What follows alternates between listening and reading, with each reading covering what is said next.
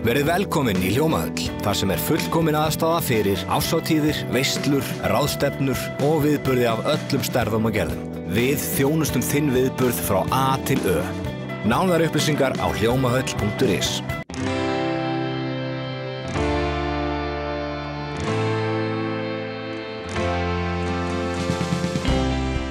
Sæl og verið velkomin í Suðurnesja Magasín. Í þættinum komum við víða við. Við hefjum leikinn í flugstöð Leifs Eiríkssonar og skoðum nýja Austurálmu. Hún stærri en upphaflega flugstöðin sem var, opnuð 1987, hugsið ykkur. Nú, við förum á æfingu hjá leikfélagi Keflavíkur, en félagið frumsýnir á næstunni Glanna glæp í Latabæ. Þá fáum við að heyra af athyglisverðu verkefni í ferðaþjónustu í Grindavík. En við hefjum leikinn í flugstöðinni. Ég horfi hérna út gluggann í áttina að upphaflegu flugstöðinni sem var opnuð í apríl 1987. Þessi nýja viðbygging sem við erum hérna inni í núna fjórðungi stærri. Það hreint ótrúlegt. Jú, og eiginlega skemmtilegt að segja frá og bara gott dæmi hvað flugið búið að þróast á Íslandi á þessum árum og hvað þetta orðin bara ein undirstaða íslensks efnahagslífs og að sjálfsögðu undirstaðan á starfsemi hér á Suðurnesjunum. Hefur gríðarlega áhrif á atvinnulífið á Suðurnesjum og það hvergi nærri búið. Þetta bara vex áfram stöðugt. Jafnt og þétt. Algjörlega, og við erum að gera núna ráð fyrir því í framtíðinni að við séum með 3–5% vöxt hér að meðaltali á ári og okkar mælingar og alþjóðlegar hafa sýnt það að fyrir hverja 1.000.000 farþega þá verða til í kringum 1000 störf. Þannig að samkvæmt því megum við gera ráð fyrir því að hér verði á hverju einasta ári til 200–400 störf á flugvellinum bara á komandi árum og áratugum. Bætist við í raun á hverju ári. Akkurat, og svo náttúrulega umsvifin hér af framkvæmdunum, þau alveg gríðarleg. Bæði mikið af starfsfólki flugvallarins að vinna við stækkanirnar en líka mikið af verktökum á Suðurnesjunum og öllu landinu. Þessi stækkun, þessi Austurálma, þetta önnur stóra viðbyggingin við flugstöðina á 38 árum, ekki? Jú. Og segðu okkur aðeins frá tölum í sambandi við það. Já, byggingin hér í heildina að stækka flugstöðina 30%, þannig að hún verður tæplega 80.000 fermetrar þegar byggingin komin í fulla notkun og í rauninni stærri heldur en bæði upprunalega norðurbyggingin og stækkunin upprunalega á söðurbyggingunni árið 2000. Þannig að þetta stærsta einstaka framkvæmdin í sögufélagsins. Var þetta orðið aðkallandi stækkun? Ég held hún hafi verið mjög aðkallandi. Við sáum það með farþega aukningurinn á síðasta áratug að við náðum ekki að halda í við hana með fermetrum fyrir farþega. Og þegar þú ert ekki með nógu mikið rými fyrir farþega og auðvitað starfsfólk líka, þá býrðu til ákveðna óskilvirkni og það mjög erfitt að halda upp í þjónustustiginu. Hvað erum við að tala um? Þetta brottfarasvæði og hvað erum við að tala um mörg hlið?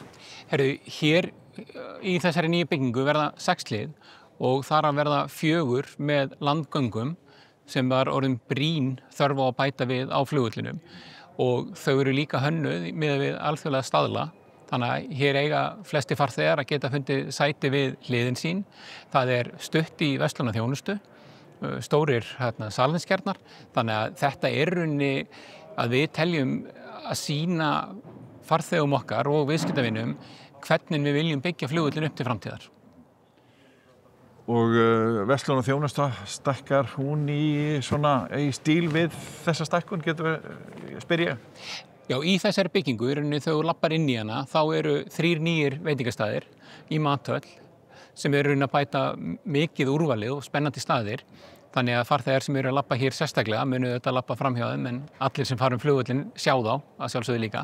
Þannig að hún býður líka upp á það tækifæri að við gátum bætt við þessum skemmtilegu veitingastöðum. Eitthvað hlýtur þetta að kosta?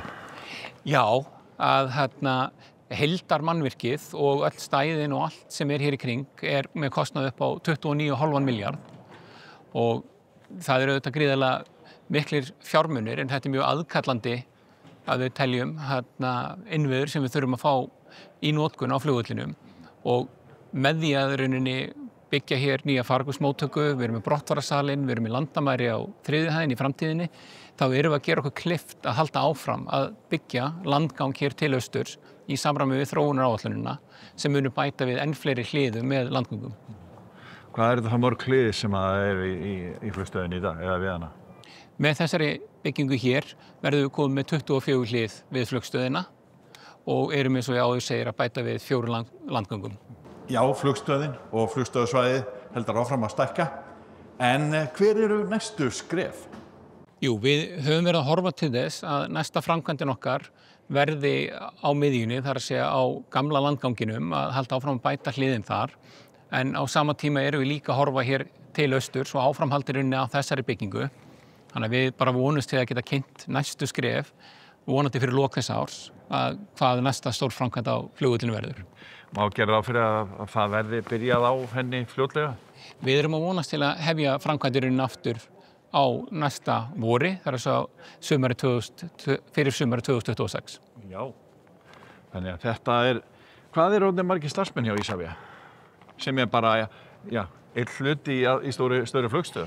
Starfsmenn Isavia eru 10% af starfsmönnunum á flugvöllinum, venjulega, og ég vil ennþá læra hlutfall, en þeir aðeins fara upp og niður milli vetrar og sumars, en þeir hafa verið tæplega 1000. Og þið eru að byggja hérna upp á 4. hæð fyrir starfsfólk ykkar, eða ekki? Jú, 4. hæðin í þessari byggingu verður skrifstofur fyrir starfsfólk okkar á Keflavíkurflugvelli og við erum þar að bæta gríðarlega vinnuaðstöðuna sem var orðið aðkallandi og eftir að þau hefur verið hér í rými sem var í rauninni ekki nógu gott á flugvellinum, þannig að það mun bæta starfsaðstöðu starfsfólksins gríðarlega. Hvað með allt svæði hér í kring, bílaleigur og fleiri þjónustar sem að tengist fluginu? Það vera að horfa á eitthvað framtíðar áætlunni því fyrir nokkrum árum síðan. Hvernig staðið að slíkri framtíðarsýn? Við erum að vinna mjög mikið núna fyrir framhaldsflugstöðina, við erum að færa til þjónustur, við erum að stækka bílastæði, við erum að bæta vegi og það töluvert rask fyrir utan flugstöðina núna. En við erum að vonast til að fyrir lok næsta árs þá verðum við búin að færa til þjónustur og koma þeim fyrir á skilvirkan hátt í kring og svo þegar við horfum fram á við eftir það, þá eru næstu framkvæmdir vonandi fyrir utan flugstöðina, hótel og svo bílastæðahús. Það eru frekar stórhuga framkvæmdir þegar ekki varðandi hótel og annað. Það komið á eitthvað stig? Nei, það ennþá bara í undirbúningsfasa. Það samtöl við markaðinn og svo munum við vonandi á næsta ári fara út og leita til markaðir sem samstarf að byggja hótel hér. Hefur að tala að það geti risið nýtt hótel hérna innan einhverja fárra ára? Við skulum allavega segja að við vonum að það veri komið nýtt hótel hér á næstu 5 árum. Hvað með samgöngur? Nú það þéttist umferðin eykst alltaf. Hvernig standið þið allt í? Þið samvinnu við sveitarfélögin og fleiri opinber aðila það mál? Isavia aðili að Katego sem þróunar vettvangur hér á flugvellinum og í samræmi við áætlanir Katego þá hefur verið lagt til að hér verið sett upp hraðstrætó á sér leið til Reykjavíkur og við höfum unnið mest í gegnum það samstarf hjá Katego og erum sammála þeim áætlunum sem hafa þar komið fram. Ríkisstjórn Íslands fundaði í Keflavík, nánar tiltekið á Hótel Keflavík. Ríkisstjórnin átti einnig fund með fulltrúum sveitarfélagana á Suðurnesjum sem fóru yfir stöðu mála. Hin ýmsu mál, en eitt af stórum málunum var eflaust Grindavík að sjálfsögðu. En grípum hér aðeins niður í viðtal sem við tókum við Kristrúnu Frostadóttur, forsætisráðherra, að fundi loknum. Hvernig staðan svona? Hvernig þetta að meta þetta samtal með Suðurnesjamönnum hér? Það bara gríðarlega gott að koma hingað. Við höfum átt í virku samtali við þetta svæði núna á síðustu vikum og ég veit til að mynda að mennta- og barnamálaráðherra var hér á svæðinu í heimsóknum fyrir skömmu síðan. Þetta auðvitað gríðarlega áhugavert svæði. Það hefur verið mikil fólksfjölgun hérna, mikil gróska og ég myndi segja heilt yfir mikil jákvæðni sem var á þessum fundi. En mikil fólksfjölgun fylgja líka ákveðin svona áskorunir og það var kannski það sem var verið að ræða hérna. Og ljóst að það kreppir við út af því getum við sagt í innviðamálum og slíku. Já, við erum meðvituð auðvitað til að mynda stöðuna í fjölbrautaskólanum í Suðurnesjum. Ég hef sjálf heimsótt fjölbrautaskólann og veit vel hvernig staðan þar. Fólk hefur áhyggjur af stöðu barna með fjölþættan vanda og þetta eitthvað sem ríkisstjórnin hefur tekið til sín og við erum núna með virka vinnu í gangi hvernig við getum náð yfirsýn yfir þann kostnað sem að sveitarfélögin og ríki líka hefur í þessum málum. Líka varðar öryggisvistun og vonumst til þess að geta komið með einhverjar alvöru tillögur núna á næstunni og síðan auðvitað það vegakerfið hér eins og víða annars staðar, þannig að það bara margt sem að þarf að leysa úr hérna á svæðinu. Og kannski stærsta málið, Grindavík. Grindavík kom auðvitað upp á þessum fundi, við áttum síðan sérstakann fund með Grindavík.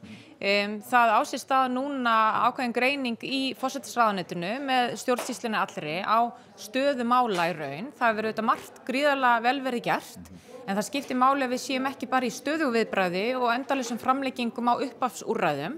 Þannig að við núna í byrjun vikunar fengum til okkar þýska sérfræðinga í svona framtíðarfræðum sem að hjálpa okkur við að greina sviðsmyndir, varðandi úrræði.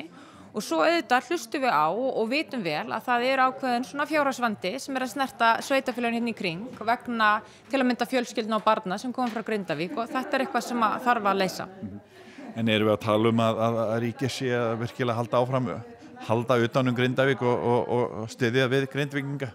Við viljum að sjálfsögðu styðja við Grindvíkinga og ég hef sagt það víðar og segi það hér að ég hef langmestar áhyggjur af fólkinu, af mannauðnum. Við þurfum auðvitað að passa upp á innviðina og þetta gríðarlega mikilvægt svæði en fólkið það sem blífur og við þurfum að passa upp á félagslegu úrræðin séu til staðar. Við erum að skoða húsnæðisstuðning, það þarf mögulega þrengjan á einhverjum stöðum en þess að við vitum að það eru einhverju hópar sem að fá hann sem þurfi ekki á honum að halda en svo eru aðrir aðilar sem verða að fá áframhaldandi stuðning.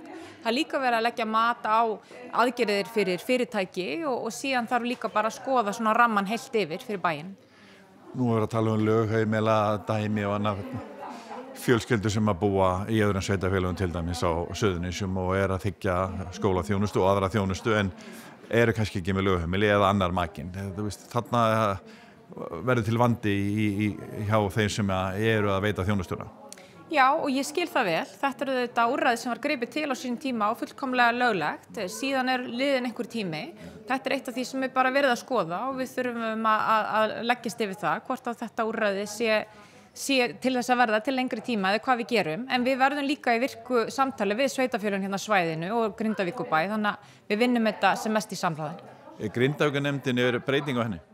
Það verður breyting á Grindavíkurnemndinni, við erum bara í svona lokametranum við að útfæra hana, en lykilatriði þar að styrkja nefndina á svona kannski nýrri tímum eða eftir því sem að verkefni hefur liðið á.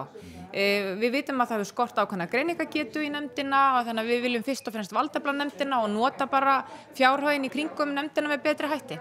Réttilega á fundi til að mynda með sveitarfélögunum áðan var talað viðbótar flugbraut og það bæði fyrir öryggi landsmanna en líka til þess að ýta undir enn frekari þjónustu við NATO. Það náttúrulega stórkostlegt að koma upp á völl og hitta flugsveitirnar eða kábátaleitar sveitirnar hér sem eru ótrúlega þakkláta fyrir þessa öflugu aðstöðu og miklu þjónustu sem verið að inna af hendi meðal annars að hálfu landhelgisgæslunnar. Þannig að það margt að vera. En við þurfum að kortleggja, við þurfum að ákveða okkar stefnu og það sem við vitum að við þurfum að standa við okkar skuldbindingar þegar kemur að NATO, að við þurfum að standa ekki bara við okkar skuldbindingar gagnvart þeim, heldur líka gagnvart öryggi borgarana og við þurfum að efla innviði allt land þegar kemur að öryggi og vörnum okkar allra.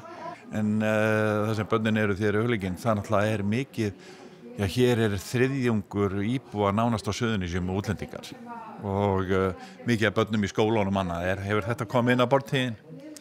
Já, bæði til mín og náttúrulega mennta- og barnamálaráðherra og okkar allra vegna þess að við höfum í rauninni ekki staðið okkur í stykkinu hvað lítur að því að koma til móts við nýbúan okkar og aðlaga þá að því að tala tungumálið og ýmislegt annað. Við höfum bara opnað faðminn og tekið á móti allt og mörgu með við það hvernig við vorum ekki stakk búin til þess að sinna þeim eins og þurfti. Þannig að ég að vonast til þess að við getum farið að hrinda meira í framkvæmd raunverulegum aðgerðum til að taka utan fólki okkar sem Íslendinga með okkur og eiga sannarlega rétt á því að fá aðlaga samfélaginu og tala íslensku. En við fjöllum nánar fund ríkisstjórnarinnar í Keflavík á Víkurfréttabefnum www.ff.is næstu daga.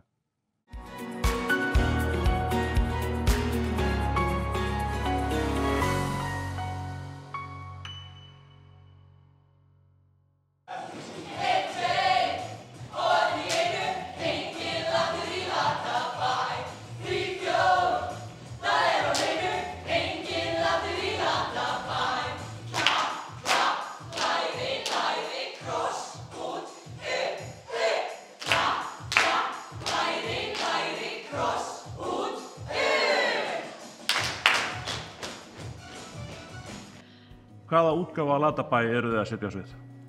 Þetta leiksýningin Glanni glæpur í Latabæ sem var fyrst sett upp í Þjóðleikhúsinu árið 1999 eftir Magnús Gefing og Sigga Sigurjóns. Þannig að þetta ekki fyrsta upprunalega verki sem fór á svið? Nei, það hét Áfram Latabær. Þar var til dæmis engin Glanni og við vildum endilega hafa Glanna, þannig að því ákváðum við að setja upp Glanni glæpur í Latabæ. Hvað ræður því að þið stokkuðu á þetta verk núna? Við höfum kannski bara viljað setja upp aldrei lengi, en þetta var í fyrsta skipti sem við fengum leyfi til að setja upp. Af því að Maggi Skeving er nýbúinn að kaupa aftur réttinn og þá bara urðum við að stökkva á þetta. Skemmtileg barnasýning? Virkilega skemmtileg barnasýning með frábærum lögum sem að allir þekkja úr æskunni sinni. Komum tíma og nýbörn syngjuðu líka, þannig að bara, já. Og það eru allir karakterarnir, hrekkjusvínin og öll taka þátt í þessu? Ertu þarna? Halla! Já, allir frægu og þekktu karakterarnir, Íþróttálfurinn og Solla og hrekkjusvínið og Maggi Mjói, hann er að öskra þarna á mig baksviðs. Glanni glæpur, þið sóttuð hann hreinlega bara til Hollywood? Já, það má segja það. Bara menntaðan leikara. Það er ekkert annað, sko. Við erum reyndar með nokkra menntaða leikara í þessari sýningu. Segðu mér aðeins frá leikarahópnum sem er að taka þátt í þessu. Hvaða fólk er þetta? Þetta er rosalega mikil blanda. Við erum bæði með fólk sem hefur bara aldrei stegið á svið. Við erum með fólk sem hefur áratuga langa reynslu í leiklist. Fólk sem er að koma hingað eftir langa pásu. Fólk sem er búið að vera hérna í mörg ár og er að halda áfram. Langt og stórt aldurspil. Við erum með krakka í 10. bekk. Og svo vill Burkni ekki segja hvað hann er gamall. Þau bara verða að giska. En hann er elstur.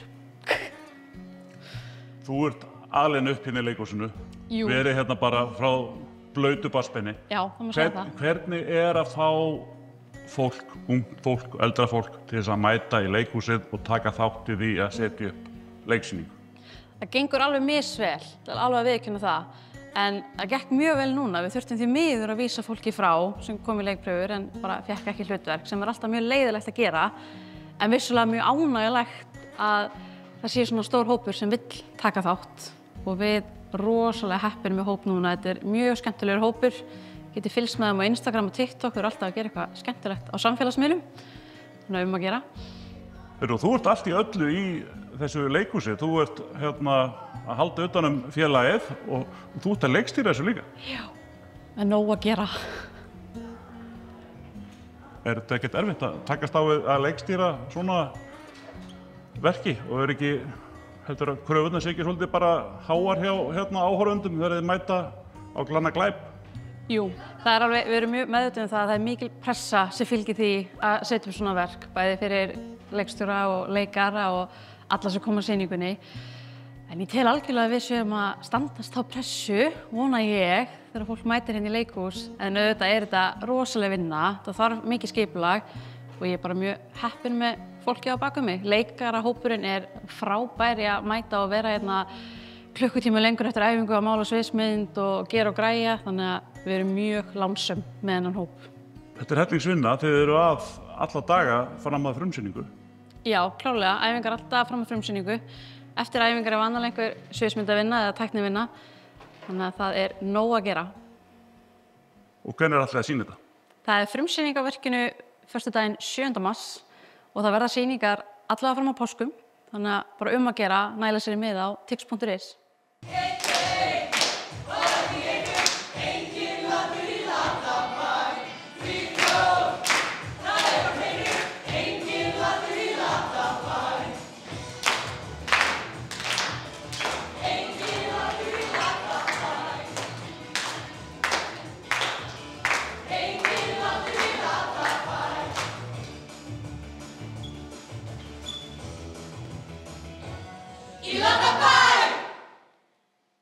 Verið velkomin í Hljómahöll, þar sem er fullkomin aðstaða fyrir árshátíðir, veislur, ráðstefnur og viðburði af öllum stærðum og gerðum.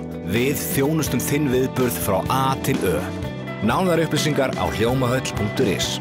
Á dögunum fór fram athyglisvert verkefni hjá fyrirtækinu Fjórhjólaævintýri í Grindavík en bækistöðvar fyrirtækisins eru í Þórkötlustaðahverfi. Þar er hinn rómaði Hópsnesringur en hann þykir einkar fallegur staður og með mikla sögu. Hópsnesringurinn hluti af þeim hring sem viðskiptavinir fjórhjólaævintýris hjóla á fjórhjólunum og eins þetta vinsæl gönguleið. Þennan dag voru starfsmenn bresku ferðaskrifstofunnar Black Tomato í heimsókn á Íslandi en fyrirtækið hefur sent fjölda viðskiptavina sinna í fjórhjólaferðir í Grindavík í gegnum árin. Þetta var árshátíðarferð starfsmanna en þeir hafa haft að reglu undanfarin ár að vinna að samfélagslegu verkefni á þeim stað sem þeir heimsækja. Nú var komið að Íslandi og lá beinast við að láta gott af sér leiða í Grindavík sem hefur verið mikið í fréttum vegna hamfaranna þar. Kobbi, þú ert með stútfullt hús núna en þetta svona öðruvísi heldur en venjulega hjá okkur hérna hjá fjórhjólaævintýri. Hvað í gangi nákvæmlega núna? Já, sem sagt hérna bak við okkur hópur frá Black Tomato sem ferðaskrifstofa í Bretlandi. Og það sem verið að gera hérna í dag að þessi ferðaskrifstofa, hún sendir til Íslands marga hópa á ári og út allan heim. Já, og þetta þessi svokallaða high-class hópur, eða ekki? Sem að þau eru að díla með, eða ekki? Já. Og þau vilja í rauninni skilja eftir sig eitthvað gott að sem að þau eru að senda ferðamenn og þau völdu okkur hérna í Grindavík að þegar við höfum lent í ákveðnum hremmingum, eins og við vitum. Já. Og þá völdum við svona hópsnesi til að fara inn á með þau og þau vilja gera hérna skilti og annað að því að hópsnesi tengt sundhnjúkum. Sundhnjúkar runnu hér yfir í rauninni fyrir 2420 árum cirka og mynduðu Hópsnes, þannig að ef þú stendur þar út á Hópsnesi að þá sérðu upp í sundhnjúkana líka, þannig að skemmtileg tenging. Og þeir vilja svona ætla líka að vera hérna að hreinsa strendur í dag og skilja eftir sig gott spor og taka skemmtilega fjórhjólaferð í leiðinni og gera þetta svona hópefli.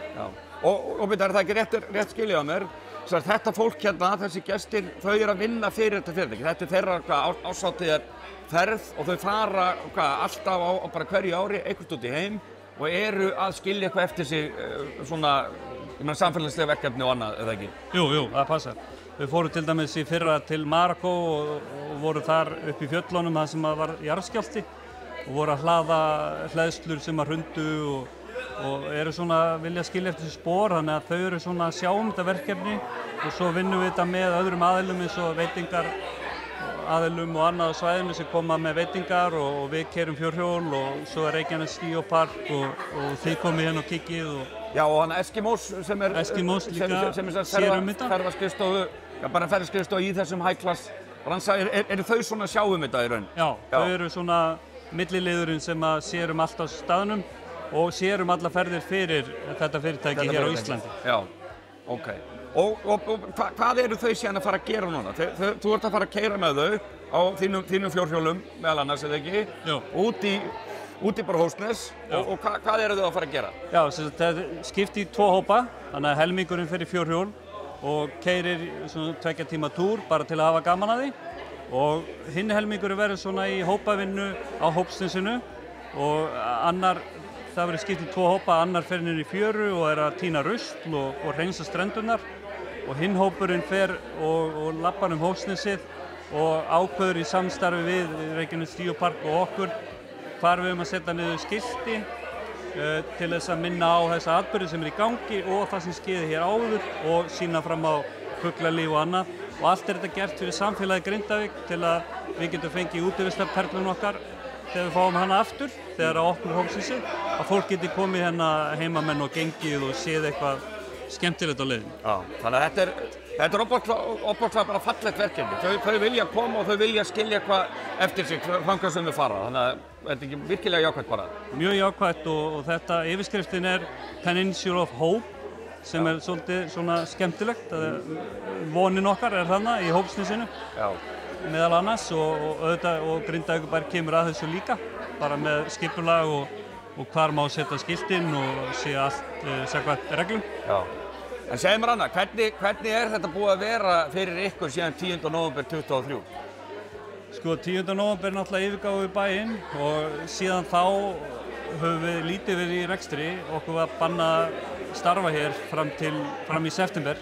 September á síðasta ári, já. Já, september 24, þannig að við vorum í 10 mánuði með lokað. En núna erum við byrjaðir og það hefur gengið ágætlega, en mætti auðvitað vera meira, það tekur tíma að starta svona fyrirtæki aftur og fá traustið hjá viðskiptavinum. að við verðum á staðnum þegar komi konan. En við erum svo sem bjartsýnir ef allir halda rétt á spilunum og sjá tækifærin. Já, menn, hvað myndir þú vilja sjá svona gerast í uppbyggingu Grindavíkur þá svona á næstunni? Hvernig myndir þú vilja sjá þetta?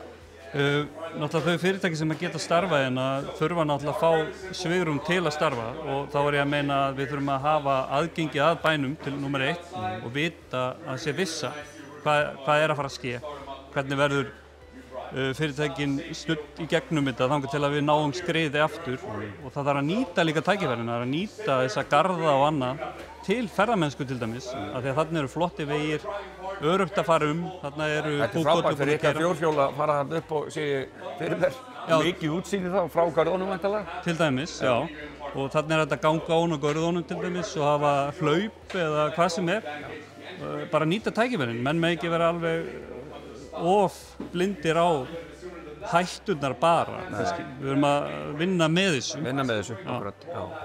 Þannig að þú sér svo sem ekkert annað en að bara framtíð ykkar fyrirtækis sé bara björt eða ekki? Ég er alltaf bjartsýnn, sko.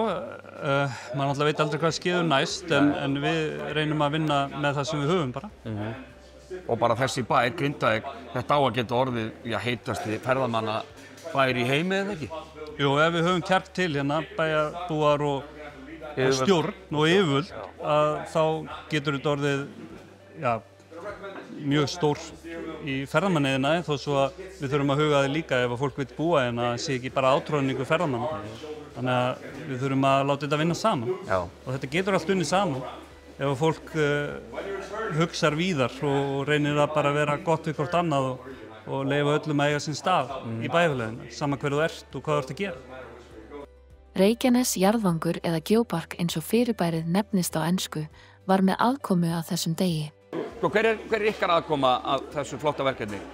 Já, sko, við erum bara fengin að borðinu sem svona ákveðin sérstæða hérna á svæðinu á Reykjanesinu. Að hér sé Reykjanes UNESCO Global Geopark sem að yfirflýst yfir á hnattrænn jarðvangur og þau hafðu samband að koma hérna og vera með og taka þátt í alls konar verkefnum með þeim og svona vera hluti af svona vídeói sem þeir eru að gera þessa heimsókn. Þess að geta líka bara sagt þeim aðeins frá svæðinu betur og svona frætt þau svæðið í leiðinni. Já.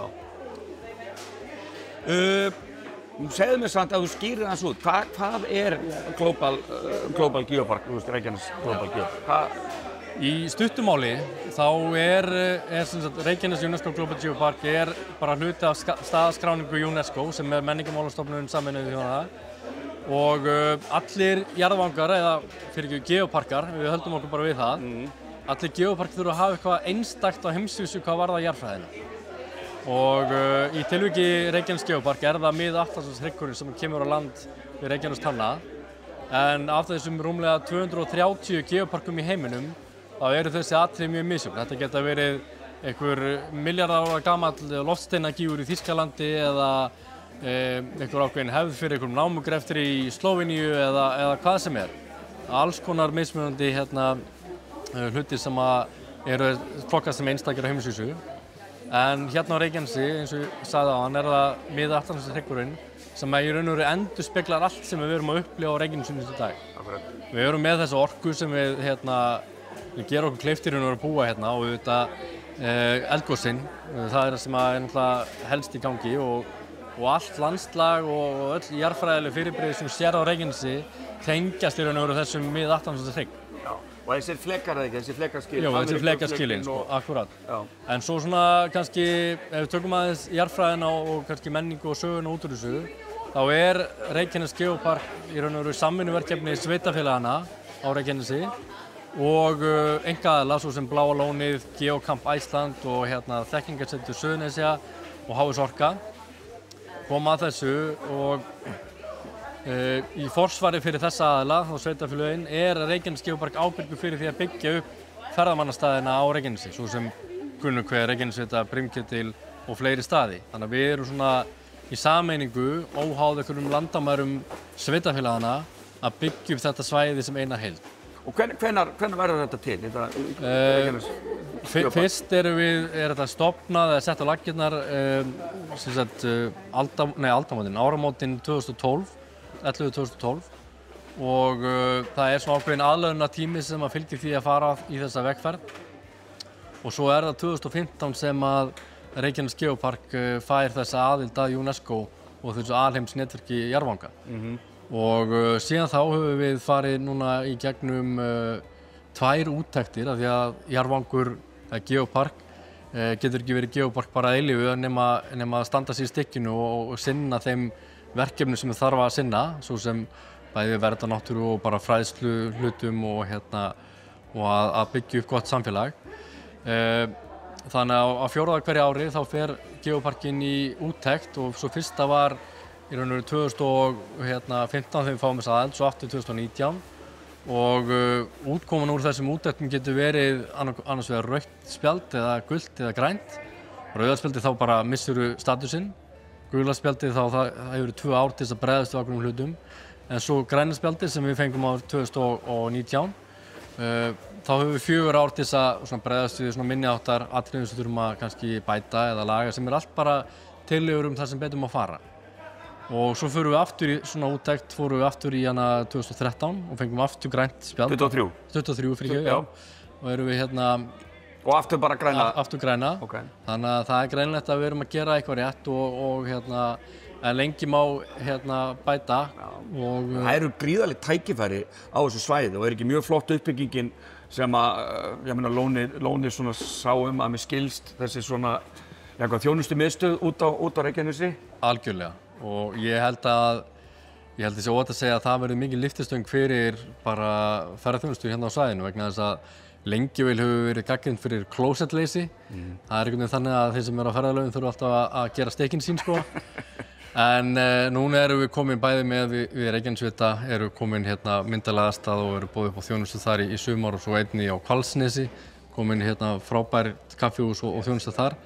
Þannig að þetta er svona alltaf koma og gullni hringurinn, er ekki bara þetta fara að verða gullni hringurinn? Ég held það á einhverjum tímapunkti og ég meina ef að menn halda vel á spöðunum og halda áfram bara að vilja byggja upp flotta þjónustu við ferðamenn og ekki síður þetta íbúa svæðisins að hér er náttúrulega bara undurfögur og glæsileg náttúra og saga og menning sem bara er merkileg og skemmtilega að skoða. Já, og svo náttúrulega bara það sem búið að ganga á hérna í Grindavík Grindavík í dauðafæri á að verða mjög flottur ferðamannabæri þegar ekki? Jú, ég held það. Og sem að styður þá náttúrulega bara við allt Reykjanesi. Algjörlega, og ég held að megi líka segja sko að það einhvern veginn að missa í raun og veru Grindavík út úr þessum hefðbundna Reykjaneshring, ég meina þegar það eru eldgos, þá eru vegir lokaðir og allavega og þá lengist í raun og veru ferðatíminn allt svæðið.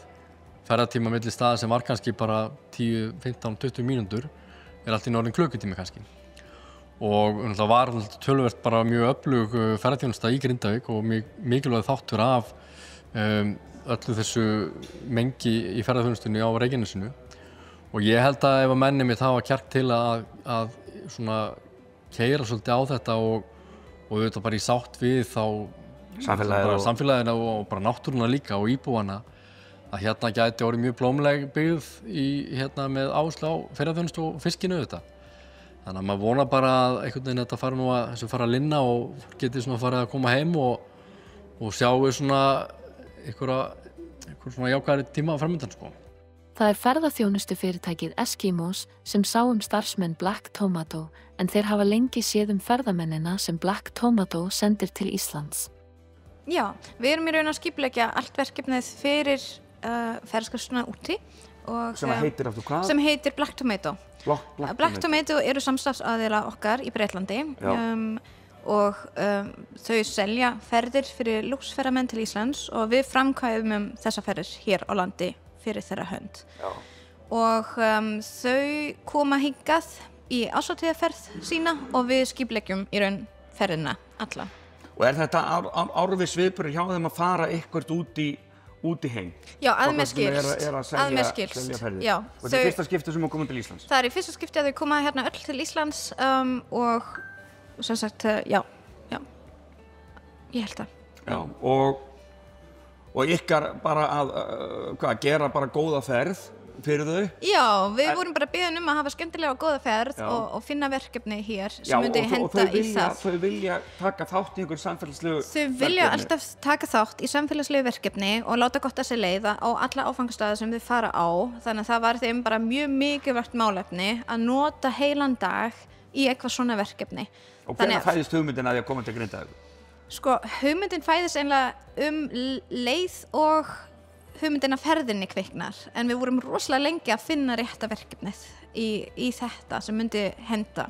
Þannig að það voru alveg rosalega margir hugmyndir á reiki alveg fram í nóvember og ég held í nóvember þá sitjum við koppi saman og hugsum og finnum og hugmyndin fæðast þegar fólk hugsar. Já, hugmyndir koma þegar fólk situr saman og tala saman. Já, tala saman og já. Þannig að þegar fljótlega séð að þetta væri bara alveg win-win. Já, við sáum bara fljótt að þetta myndi bara henda rosalega vel og myndi bara láta gott að sér leiða fyrir nærsamfélagið, fyrir Grindvíkinga, fyrir bara Íslendinga sem vilja ferðast og líka fyrir ferðamenn sem að geta þá staldra lengur við á einu svæði, njóta, ekki bara keyra skoða eitthvað, fara aftur inn í bílinn og keyra áfram heldur en leggja bílinnum, skoða umhverfið, kannski fara hérna í fjórhjólaferð og fara svo áframhaldandi í Hópsensringinn kannski, skoða bara betur svæðið, þannig að þetta líka fellur svolítið inn í slow travel hugmyndina að keyra minna en skoða betur svæðin sem maður á, eyða meira tíma á sama stað. Já. Og ég sé alveg fyrir mér að þau muni skemmta sig bara gríðarlega vel. Það er mjög gaman að bara keyra á þessum fjórhjólum, þannig að þau skoða þá, það er gaman og svo fara þau í að taka til í fjörunni og svona skipuleggja spiltinn og Já, nákvæmlega. Ég held að þetta verður rosalega gaman fyrir fólki og þeim hlökkum mjög mikið til og þetta í raun punkturinn af hverju þau viltu koma til Íslands. Þau viltu gera eitthvað, láta gott að sér leiða, bara skilja eitthvað eftir fyrir samfélagið til að njóta og þetta verður líka, held ég í framtíðinni, bara rosalega flott bara fyrir alla sem koma hingað. Til að njóta út af því útsýnið er gífurlega flott hérna út af Hópsnesinu og það er mikið að sjá, mikið að minjum og já. Sko ykkar kunnar, þetta er þessi svokallega high class hópur, eða ekki mest. Hvað þarf Grindavík og bara Reykjanesi að gera meira til þess að laða þessa ferðamenn? Þurfum við kannski ekkert að gera? Erum við bara með þetta? Sko, þið eigin náttúruna, náttúran er hér, en það má auðvitað gera hana svolítið aðgengilegra. Þannig að til að laða fólk að er alltaf rosalega skemmtilegt ef það er persónuleg tengsl sem getur myndast. Þannig að ef fólk er tilbúið til að taka á móti ferðamönnunum, segja sína sögu og alltaf þegar myndast tengsl, þá er áfangastæðurinn aðgengilegra bara fyrir ferðamenn. Þannig að, já. Þannig að sé til saga á staðnum. Þannig að það sé saga, það sé saga sem, já, það er gífurleg saga hér og það má segja hana, það má segja söguna af skipsflökunum, það má segja söguna af björgun, sæbjörgun sem hefur átt sér stað, það má líka segja söguna af Grindvík, hvernig Hópsnesi verður til af eldgosinu. Þetta er svo marga tengingar, líka gamla byggðin hér á Grindavík. Það má segja söguna að því og ef við náum að segja söguna á hátt, svo að fólk nái að tengjast, þá er þetta bara miklu eftirminnilegri og þá taka þau söguna með sér heim, segja hana áfram. Þannig að það er svolítið sérstæða þess fyrirtækis Black Tomato og þau eru ofsalega öflug í að segja sögur. Þannig að þess vegna datt okkur í hug að nýta þeirra sérstöðu í því að geta sagt fallega frá, að mynda svona fallega frásög sem fólk getur tengst tilfinningalega og já. Þannig er ekki eiginlega algjörlega bollaginn, þú ert að vinna í þessum geira. Menn er ekki bara þessi bæri hérna Grindavík eftir það sem búið að ganga á, það sem fólk þarf að yfirgefa. Það eru ótrúlegar hamfarir sem hafa átt sér stað. En er ekki Grindavík með dauðafæri í að verða bara rosalega aðlaðandi og flottur ferðamannabær? Já, ég held það. Ef það verður, ég sé það alveg sem möguleiki. ef þetta öruggt og ef það ef það að búa til bara umgjörð. Já. Búa til sögur. Eitthvað flott að sjá. Eitthvað sem fólk getur skoðað, tengst, út af því að það eru svo margir sem hafa áhuga og vilja líka gera eitthvað fyrir samfélagið. Það eru náttúrulega allir harmi slegin hvað gerðist og ég held að vandi bara rétta aðferð kannski. En það eru, ég sé fullt af tækifæri til staðar, það þarf bara að grípa það. Auðvitað á öruggan hátt, en ég sé fullt af bílaleigubílum keyra gegnum bæinn, þannig að fólk veit af staðnum. Leiðum við þökkum fyrir áhorfið, viljum við minna á að vera miðla Víkurfrétta. Við erum að gefa út okkar vikulega blað sem dreift öll Suðurnesin og á 4 stöðum á höfuðborgarsvæðinu. Það hægt að lesa blaðið. Einnig hægt að lesa blaðið á Víkurfréttavefnum, vaff.is og þar eru einnig fréttir alla daga vikunar, nýja fréttir frá Suðurnesjum. Við erum að skrifa golf á kylfingur.is. Við þykjum góðar ábendingar efni í okkar miðla, endilega sendi hugmyndir á vaff hjá vaff.is. Við þakkum fyrir okkur, sjáumst síðar, verið sæl.